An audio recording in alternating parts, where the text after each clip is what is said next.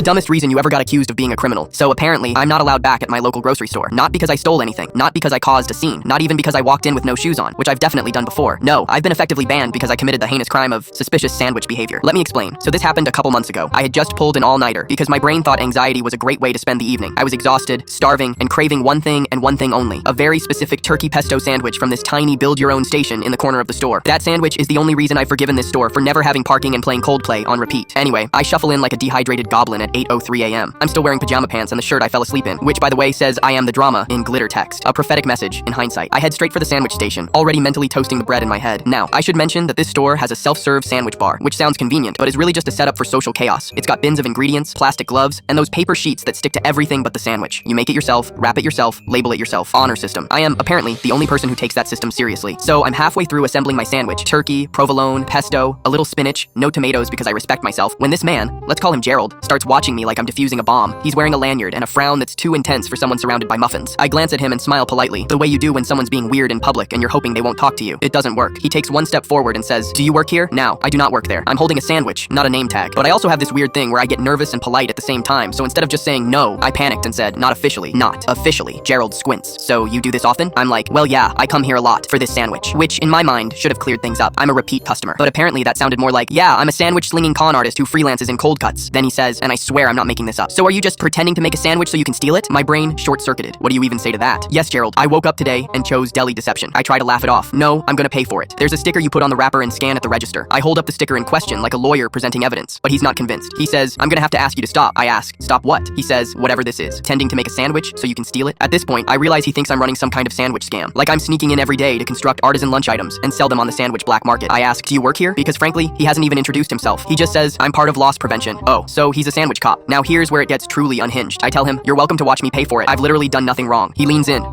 nose almost in my sandwich, and says, "You know, guilty people often say that." "Sir, I'm holding spinach and emotional exhaustion." I go to the self-checkout, scan the sandwich with the sticker, pay with my card, full legal transaction. But Gerald? Oh, he follows me, like I'm gonna tuck it into my hoodie and bolt out the door like a pesto-powered criminal. I grab my receipt and say, "Do you want to search my bag?" And he says, "No joke, I might." Like we're in an episode of CSI Cold Cuts. I finally just say, "Man, I don't know what kind of sandwich trauma you've been through, but I hope you heal from it." Then I leave, but it doesn't end there. 2 days later, I go back, thinking maybe Gerald was just having a bad morning. As I walk in, this teenage employee stops me and says, "Hey, my manager said you're not allowed in the store anymore." I blink. "Why?" He goes, "Something about sandwich-related misconduct," and I'm like, "What? Do they think I marinated the ham in secrets?" Apparently, Gerald filed some kind of report saying I was tampering with inventory in a suspicious and repeat pattern, which is code for making a turkey sandwich too well, I guess. So yeah, I'm now banned from a grocery store I've gone to for years because a man named Gerald decided I had too much sandwich energy. My friends call me the hoagie hustler now, and the worst part, that sandwich was mid.